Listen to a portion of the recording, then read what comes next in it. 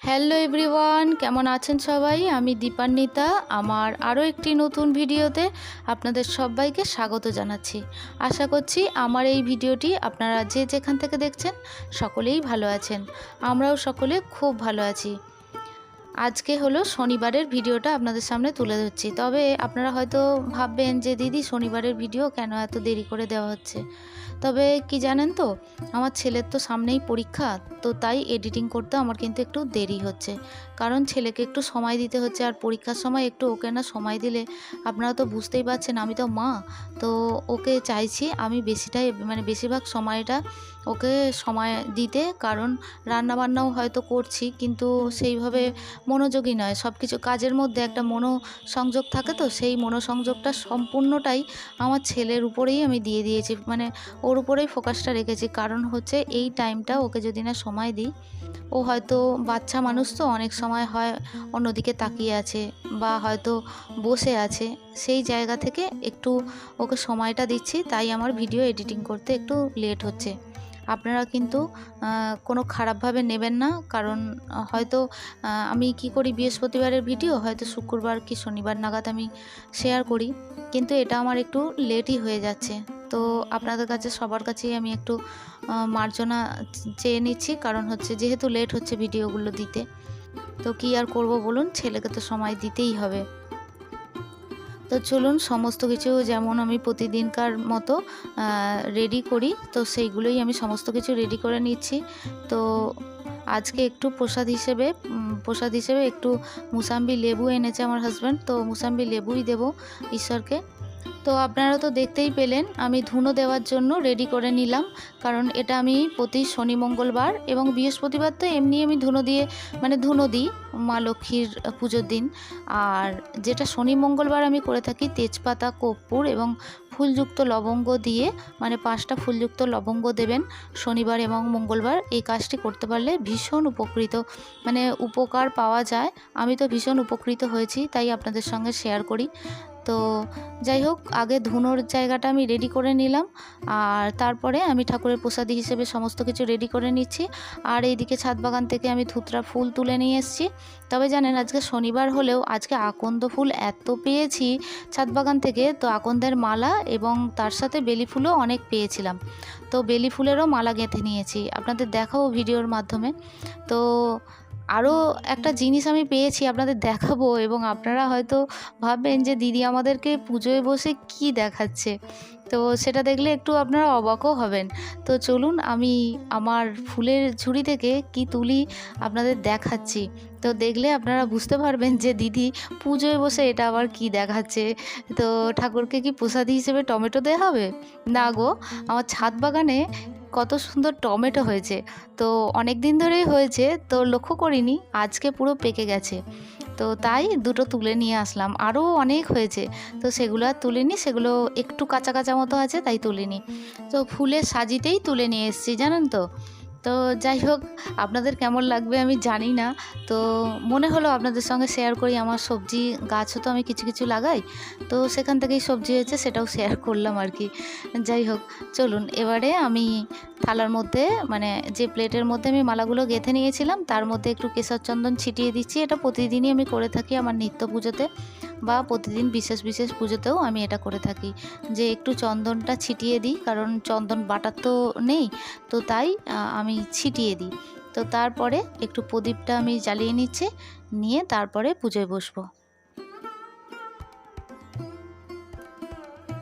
আর এই যে ধূপটা আমি ঘরে বানিয়েছিলাম, তো এত সুন্দর জলে, তো আপনাদের বলে বোঝাতে পারবো না, আর এত সুন্দর গন্ধ ছাড়ে। তো ভেবেছিলাম কীরকম কী হবে, আর প্রথমবার যেহেতু ট্রাই করছি, ভাবিনি এত সুন্দর জ্বলবে এবং এত সুন্দর গন্ধ ছাড়বে। তো তারপরে জানেন খানিকটা জ্বলার পরে যদি ওর মধ্যে আরও কিছুটা ধুনো দেওয়া যায়, তো আরও ভালো সুন্দর গন্ধ ছাড়ে, তো ভীষণ ভালো লাগে। তো আরও কিছুটা আমি ধূপ তৈরি করে নেব, বাবুর পরীক্ষাটা হয়ে যাক, আরও কিছুটা ধূপ আমাকে তৈরি করতে হবে এবং এর মধ্যে আরও কিছু জিনিস অ্যাড করব। তো যদি পারি ভিডিওটা শেয়ার করার চেষ্টা করব, আর যদি ভিডিওটা শেয়ার না করি তো অবশ্যই আপনাদের বলে দেবো। তো চলুন এবারে পুজোয় বসবো। তবে আমি জানি না আগের দিন আপনারা কোনো খবর পেয়েছেন কি পাননি, অবশ্যই হয়তো পেয়েছেন। তো কালকের দিনটা না ভীষণ মনটা খারাপ ছিল, এত বাজে দুঃসংবাদ এলো, মানে সেটা ইউটিউব এবং আমার ফেসবুকের মাধ্যমেই এই সংবাদটাই চারিদিকেই ছড়িয়ে পড়েছে। আপনারা অবশ্যই শুনেছেন যে রাহুল অরুণোদয় বন্দ্যোপাধ্যায় উনি তালসারিতে মারা গেছেন, শ্যুটিংয়ের জন্য গিয়েছিলেন। তো হয়তো বলবেন যে দিদি ভাই আপনি ভিডিওর মাধ্যমে এসব কথা বলছেন কেন? আসলে কি বলুন তো, উনি যে অ্যাক্টর সেই হিসেবে আমি বলছি না, ওনার লেখনী এত ভালো লাগে, মানে উনি তো লিখতেন। আর আরও একটা ব্যাপার হচ্ছে, আমার ছেলে যেহেতু আবৃত্তি বলুন, শ্রুতি নাটক বলুন, এইসব প্রফেশনের মধ্যে যুক্ত, তো তাই ওনাকে চিনি জানি। তো সেই জন্যই বললাম, কালকে এত বাজে একটা দুঃসংবাদ এবং আজও ভয়েস ওভার দিচ্ছি, কি খারাপ লাগছে। আসলে খারাপ হয়তো এতটাও লাগতো না, এতটাই অল্প বয়স, যে অল্প বয়সে একটা বাসি ফুল ঝরার মতো ঝরে গেল, তো তাই কি খারাপ লাগছে। ভিডিওর মাধ্যমে বলতে হয়তো মানে বলতাম না, বলতে চাইও নি, কিন্তু হয়তো আপনারা হয়তো এই নিউজটা দেখেছেন, খুব খারাপ লাগছে। এত সুন্দর লেখনী, এত সুন্দর লিখতেন উনি। তো শেষ চিঠিটা ছেলের জন্য এত সুন্দরভাবে লিখে গেছে, যে লেখনীটা দেখেই কি কষ্ট লাগছে। আমরা ভাবছি যে আমাদের কষ্ট লাগছে, কিন্তু কি বলুন তো, ওনার সন্তানের জন্য এত খারাপ লাগছে যে এত ছোট্ট একটা বাচ্চা তার বাবাকে হারিয়ে ফেললো, এটা ভেবেই খারাপ লাগছে। যাই হোক, ভিডিওর মাধ্যমে বলতে খারাপ লাগলো, তবুও আপনাদের সঙ্গে শেয়ার করলাম। আপনারা কি ভাবে নেবেন আমি জানি না। আসলে আবারও বলছি যে আমার ছেলে যেহেতু ও লেখনী, মানে কবিতা বলুন, আবৃত্তি বলুন, আমার ছেলে খুব ছোট বয়স থেকেই লেখে এবং শ্রুতি নাটকও লেখে, এবং সেই শ্রুতি নাটক ও নিজে লেখে এবং নিজে লিখে পারফর্মও করে, এবং ও টিচারদের সঙ্গে স্কুলেও করেছে। তো যেহেতু আমার ছেলে এইসব প্রফেশনের মধ্যে আছে বলেই আমি ওর মারফত অনেক মানুষ, মানে অনেক ভালো ভালো ব্যক্তিত্ব যাদের আছে তাদের সঙ্গে চেনা পরিচিতি হয়েছে। এবং আমি আগে আবৃত্তি করতাম, কিন্তু আমি সরে এসেছি আমার ছেলের কারণেই, কারণ ছেলেকে তৈরি করতে হবে, ওর জীবনটাকে এগিয়ে দিতে হবে। সেই কারণেই আমার মনে হয়েছে যে ওকে আমি তৈরি করি, তারপর ও যখন বড় হবে, আমার যদি কখনো মনে হয় যে আমি করব, তো তখন আমি করব।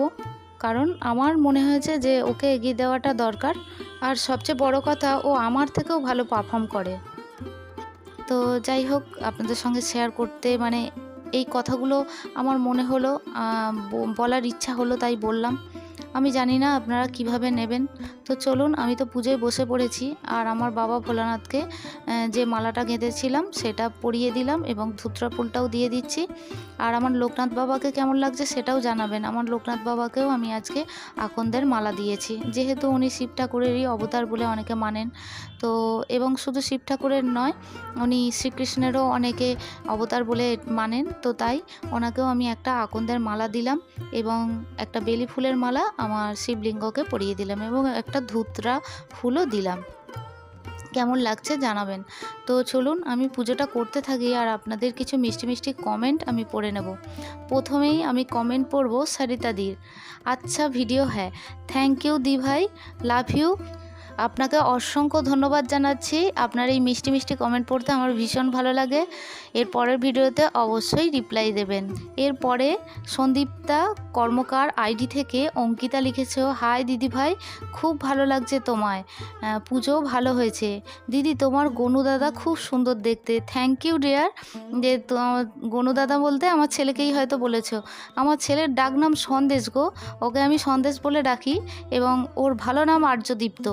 তো যাই হোক, অসংখ্য ধন্যবাদ জানালাম। এবং গনুদাদা যাকে বলছো, গনুদাদা এই কমেন্টটি পেয়ে ভীষণ খুশি হয়েছে। আসলে এই কমেন্টগুলো যে আসে, আগে কিন্তু ও কমেন্টগুলো পড়ে নেয়, এবং ওর সম্পর্কে যদি কোনো কিছু ভালো লেখা হয় তো ভীষণ খুশি হয়ে যায়। তো ও জানিয়েছে, আন্টিকে জানিয়ে দিও অসংখ্য ধন্যবাদ, এবং অনেক ভালোবাসা জানিও আন্টিকে। তো তোমাকে আমি ভিডিওর মাধ্যমে জানাচ্ছি, তুমি আমার অনেক ভালোবাসা নিও, এবং আমার বাবু জানিয়েছে, তোমাকে ধন্যবাদ জানিয়েছে। তো তুমি আমাকে পরের মানে এই ভিডিওটা দেখে থাকলে আমাকে পরের ভিডিওতে অবশ্যই রিপ্লাই দিও। এর পরের আরও একটি মিষ্টি বোনের কমেন্ট আমি পড়ে নেব, সুকান্ত সামন্ত আইডি থেকে মৌমিতা। দিদিভাই তোমাকে শাড়ি পরে খুব ভালো লাগছে। দিদিভাই তুমি কেন প্রতিদিন ভিডিও দাও না? তোমাকে খুব মিস করি, তোমার কথা শুনতে খুব ভালো লাগে আমার। তুমি প্রতিদিন ভিডিও দেবে, একদিন পর পর না, প্রতিদিন ভিডিও দেবে। খুব মিস করি দিদিভাই। আমিও তোমাদের খুব মিস করি গো, কিন্তু কি বলো তো, ভিডিও দিতে ইচ্ছা করে প্রতিদিন, কিন্তু যেহেতু বাবুকে সময় দিতে হয়, তো আমার ছেলের কথা বলছি, ছেলেকে তো সময় দিতে হয়, তো তাই একদিন ছাড়া ছাড়া আমি ভিডিও দিই। ওকেও আমি মা হই, তো ওকেও একটু সময় দিতে হয়, তো তাই আর পরপর ভিডিও মানে প্রতিদিন ভিডিও দেওয়া হয় না। তবে তুমি যখন বলেছো আমি অবশ্যই চেষ্টা করব। তো দিদির ভালোবাসা নিয়েও অনেক আদর, অনেক ভালোবাসা জানাচ্ছি ভিডিওর মাধ্যমে। তো এর পরের আরও একটি কমেন্ট পড়বো। মিষ্টি আমার আরও একটি বোন, দিদিভাই ভাইকে দেখেছি কত যেন বড় হয়ে গেছে ভাই। ভাই ভালো করে পড়াশোনা করুক আর ভালো করে এক্সাম দিক, এটাই চাই। আর দিদিভাই তোমার পূজা খুব সুন্দর হয়েছে। অসংখ্য ধন্যবাদ বোন তোমাকে। তুমি আমার অনেক ভালোবাসা নিও, ভিডিওর মাধ্যমে অনেক আদর জানাচ্ছি। আর তুমি তো আমার ছেলেকে দেখছো কত দিন হয়ে গেল, তুমি সবই জানো জ্যোতি। আমার ছেলে 6-এ পড়ছে, তখন থেকে তুমি জানো 6 থেকে 7-এ উঠলো, 7 থেকে 8, এবারে বুঝতে পারছো ভাই আস্তে আস্তে কতটা বড় হচ্ছে। একদিন দেখবে ভাই তোমার সঙ্গে দেখা করবে বলেছে, তো হয়তো তখন দেখবে ভাই, কত ছোট ভাইটিকে তুমি দেখেছিলে, আজ কত বড় হয়ে গেল। তো তোমাকে আবারও অনেক ভালোবাসা জানাচ্ছি। তুমি পরের ভিডিওতে অবশ্যই রিপ্লাই দেবে, আর তোমার রিপ্লাইটা ভাই দেখবে। তো যাই হোক, আজকের ভিডিওটি এই পর্যন্তই রাখছি। দেখা হচ্ছে আপনাদের সঙ্গে পরবর্তী ভিডিওতে। ততক্ষণের জন্য আপনারা সবাই ভালো থাকবেন, সুস্থ থাকবেন, আনন্দে থাকবেন। আর ভিডিওটি ভালো লাগলে একটা লাইক করে দেবেন। আর ভিডিওর কোনো কিছু অংশ যদি আরও একটু বেশি ভালো লেগে থাকে, তাহলে কমেন্ট সেকশানের মাধ্যমে জানাবেন। আর এই ধরনের পুজোর ভিডিও যদি আপনারা পছন্দ করেন, চাইলে আমার চ্যানেলটি সাবস্ক্রাইব করেও রাখতে পারেন। অলরেডি যারা আমার এই চ্যানেলটি সাবস্ক্রাইব করছেন বা করে রেখেছেন, তাদের জন্য জানাই অসংখ্য ধন্যবাদ এবং অনেক ভালোবাসা। তো আজকের মতো আসি, দেখা হচ্ছে আপনাদের সঙ্গে পরবর্তী ভিডিওতে। টাটা।